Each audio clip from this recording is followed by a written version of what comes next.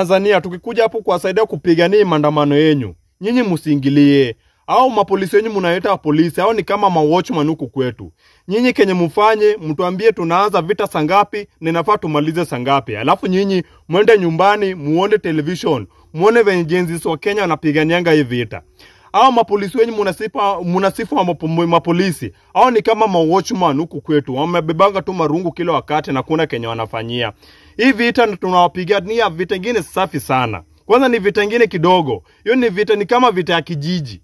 Hata tutakuja watu wakubwa kubwa, tutatembea tu na watoto wengine wadogo sana, wenye wako na miaka 17 kwenda chini. Hao imewatosha, hao watchman wenyu hao. Kwanza hao watoto wetu watawapiga na mawe, wakapiga na kizungu. Wanawapiga na mawe, wakiwapiga tena na kizungu.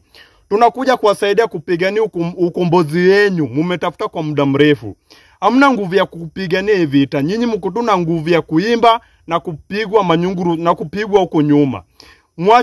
Mwache tuwasaidie kupiga hivi vita roho safi. Nyinyi mtuambie tu tunakutana wapi, tunaanza vita saa ngapi na tunamaliza saa ngapi. Tunataka kuwasaidia.